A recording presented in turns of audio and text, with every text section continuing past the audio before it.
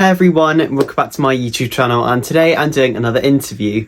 My guest today is all the way from Australia. They're a professional dancer and choreographer, and today they're going to come on and tell me a little bit more about themselves, their dance career and much more. So today Millie will be joining me. I'm Millie SLENNETT. I am a dance choreographer, creative director. I'm host of the Dance Pod podcast, and I'm also a veterinary nurse. Thank you so much for coming, Millie. So today we're going to be chatting about yourself and your dancing career. My first question is, when did you first get into the dancing world?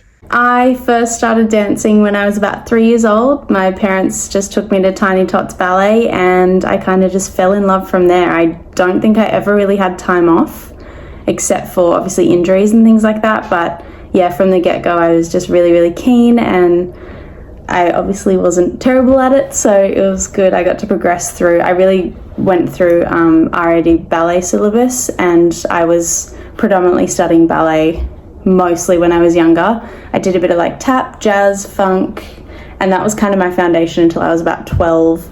And then from there, and I never did competitions, never competed with that school. It was very much just about syllabus training.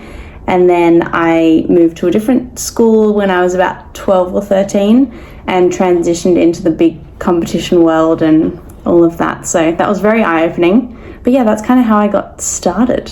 Yeah, that's a fantastic start to your dance career, and it's great that you kind of learnt so many different styles of dancing at the beginning, and then obviously you went on to competing as well. So right now, what would you say your favourite dance style is and why?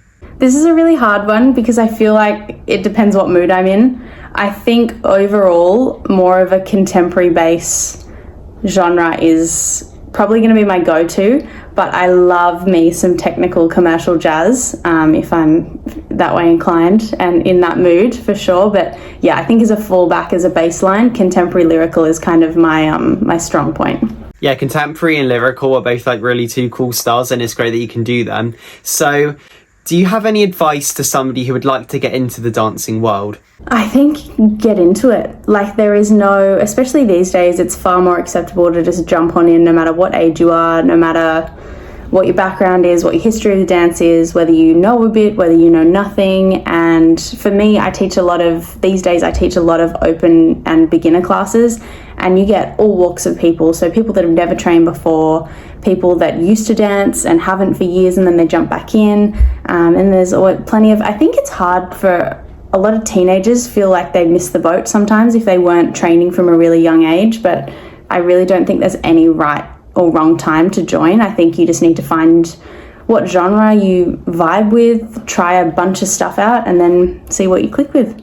Yeah, that's some fantastic advice, and I definitely agree. Like, you can definitely start at any age, and I'm sure everybody will get to the same level as well. So where would you like to see yourself in terms of your dancing or choreographing career in 5 years' time? I love what I do at the moment so much, and I can see myself kind of where I am, which is teaching a lot of open classes. I'm also a freelance choreographer and creative director, which means that I do a lot of contract work. So I guess just continuing to build really strong networking relationships with different agencies, with different companies, and just kind of move up the ranks there a bit and be working on bigger and better productions as I move on with everything.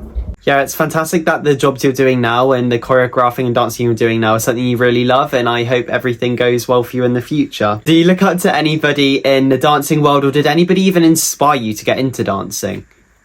Obviously when I was younger, I used to love So You Think You Can Dance, and whether it was the Australian version or a different country's version, I've watched a lot of them, and I just really admired the people getting up on stage and giving things a red hot go. And to be honest, I found the judges more inspiring than anything, and now that I look back, I kind of see that's why I've taken on the creative side of dance more so rather than the performative side of dance. And don't get me wrong, I still love getting on stage, and I do still dance professionally a lot, but my passion and my drive comes from being on the creative side and being able to sit back and go, I created that, I made that work happen. So for me, that's where I get that drive. So watching a lot of the judges on shows like that, plenty of international people from Australia as well. Like, I don't think I've ever had one or two idols that I've really been like, that is what I want to be doing. I look up to you so much.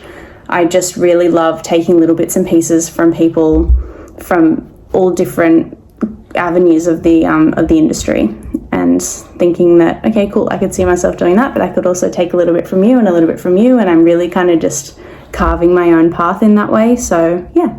Yeah, it's great that those judges kind of inspired you to get into dancing. Like you said, it's even inspiring you now as well. And I also love how you kind of feel inspired by lots of different people and different sorts of things within them. So earlier on in your introduction, you mentioned that you were the host of the Dance podcast. So what is it like being the host of that? It's incredible, and it's something that I had actually thought about creating for a very long time, but my schedule, and if you're in the creative arts, you kind of know you don't have a 9 to 5 structured routine, and it's very all over the place, and some weeks are busier than others and things like that. So I never really had time to sit down and do my proper research into creating a podcast, and it wasn't until our first round of lockdown in Australia that I properly sat down. All of my dance work had kind of gone out the window at that point because we weren't allowed to leave our houses basically. So it gave me plenty of time to sit down. I did research for like 2-3 months and really got things up and running, did a few interviews before I even launched it. And for me, I've found more than anything, and this wasn't even my intention, it's been an incredible networking resource, because I'm sure you're similar. You get to talk to people in creative industries that you otherwise would never have those connections with. Literally, like you and I talking now, it's just so funny, the people and the stories and the links that you get to kind of discover through avenues like this. So I think for me, that's been the biggest thing. And my goal is just to continue to connect and make a far more unified community, especially within the Australian dance scene. We are quite small here. I trained in the US. I did, you go to audition calls over there, and there are just people from everywhere, and there's so many different things, and there's plenty of work for everyone. Whereas I found in Australia, it's a really pointy end. So you show up to an audition one day and you go to one the other day, and it's the same group of people constantly. And so for me, I just wanted to make sure that the Dance Pod was somewhere that people could come to as a central hub and find resources and ways in which they can find their own niche in our market. So yeah, if that answered your question, I think that's kind of why I started it. Yeah, the dance podcast that you've run sounds incredible, and I agree, like getting to speak to new people and getting to hear their stories is really inspiring as well. So what would you say would be like your dream job in the dance world if you're not doing it already? I just want to keep pushing the Dance Pod. I mean, for me at the moment, like I don't really make any income off the Dance Pod, so I guess for me at some point that would be incredible. And it's already opened up a fair few jobs where I've emceed competitions and I've got to do interviews for other people's projects. So I think building that platform and seeing where I can actually push this podcast to is definitely something I want to explore. But then from an actual creative direction point of view, I think kind of what I said similar, and I'm not too fussy about who it is or what it is, but I would love to be working on really grand scale productions eventually as a creative director. Yeah, those are two very good goals for your future and for your future job. So like you said, you have the podcast side, which is really fun, and then also your dance side, and I guess it would be awesome to be able to do both of them. Yeah, for sure. So obviously, as well as being like a creative director, you're a choreographer as well. So what is it like choreographing dances, and what advice would you have to somebody who wants to become a choreographer? I love it. It's where my passion lies, and I know it sounds so funny because if you had have asked me at 18 or 19 when I was training full-time as a dancer, I would have said, no, I can't choreograph, I don't want to teach, I want to just dance. That's all I wanted to do. But I think the more and more I explored creative avenues and outlets, I realized I enjoyed seeing what I could push myself with mentally and physically, and then watching that work on someone else's body is just, for me, that's what like keeps the fire alive. So I think for anyone that is looking to get into more of the creative and choreographic side of things, you just need to do you. And I think the more you look around, and if you're focusing on what someone else is doing and you're trying to pull too much from other people's work, you lose it and it becomes quite watered down. So I think for me, I'm always like, I love watching other people's work, and I'm always inspired by other choreographers and what they can create. But I always make sure that whatever I create is solely me. you can take inspiration from people, but there's a very fine line between inspiration and trying to make a replica. So I think the biggest thing is just making sure that you're always very true to yourself in what you're capable of and exploring things. Some things are going to work, some things aren't going to work. And for me, I'm an on-the-spot person. Choreography is a really funny thing. Some people love pre-planning and they'll really nut out a whole routine or a whole work at home and then they go and apply it on bodies. I work very much on the fly. If I'm given a brief and I'm given, like, let's say a music track, I can kind of see things in my head about what I want, but I don't know until I physically have the bodies in front of me. So I guess it's figuring out what your work methods are in terms of creating things, but you just need to get there and give it a go. Start moving. Improvisation is key. Yeah, thank you for sharing your advice. I definitely agree. Like, it's good to take inspiration from people and kind of feel inspired by them. But like you said, there's a fine line as well. And I agree. Once you see the dancers, I feel like as a choreography, once you like kind of meet them, you kind of know what they're capable of, if you know what I mean. Yeah, absolutely. Well, that's the thing. You don't sometimes, and for a lot of contract work, you're working with bodies you've never seen before and you have no idea how they move. So you could have some really elaborate, intricate piece choreographed and then you get there and it either doesn't suit that person or they can't execute it how you envisioned it. So I think it's always just making sure that you're able to mold and manipulate on the spot as well. Yeah, 100%. So what challenges have you had to face in your dancing career? Injuries. Number one, I've had a full shoulder reconstruction. That was when I was like 14, and I've had hip surgery as well. And it's just time off and not moving your body for that long is so hard, and rehabilitation is awful.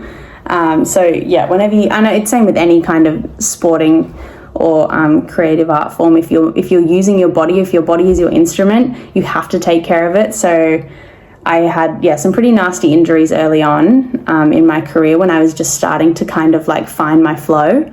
So rehabilitation was awful. I think trying to make sure that you don't get caught up too much in the politics. Some people love that side of things. I'm absolutely not for conflict, and it really just grinds my gears when, we're in an industry that's supposed to be all about expressing yourself, and it should be about coming together, and sometimes there are a lot of politics and drama that get in the way of that, and I just really try and steer clear as much as I can. And I think that's probably why I deemed myself a freelance artist and choreographer very, very early on, because the concept of being tied to either a dance school or a certain company, it didn't sit right with me, because I wanted to make sure that I was openly available and no one kind of owned me, I guess, as a creative. So yeah, they're probably the two hardest things that I've had to face in the industry. But yeah. Yeah, thank you for sharing your two hardest moments in your career, because I feel like a lot of people could probably relate to that, and I guess it would be nice to hear that somebody else has gone through it as well.